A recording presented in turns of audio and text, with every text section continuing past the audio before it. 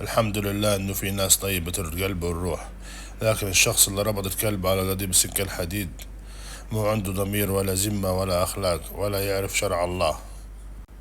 الراحمون يرحمهم الرحمن. سبحان الله، ألهمه القوة والشجاعة ورحل الكلب بآخر لحظة. الله يجزيك كل الخير، الله يجزيك الجنة. راجل طيب، الله يرضى عليك، كل العالم راضي عليك. أما الشخص اللي ربط الحبل بالسكة، أقول له ربنا ما خلقش النار عبسة، خلقها ليك ولأمثالك. إن شاء الله عذاب جهنم مستنيك، هذه روح بريئة. هذا رجل لا يعرف الأخلاق ولا الدين ولا يعرف الرحمة. أما الرجل الذي أنقذ الكلب، ربنا يجازيه كل الخير، يجازيه الجنة. الإنسانية والشجاعة والأخلاق الحميدة في أبهى صورة له. هذا رجل فاضل.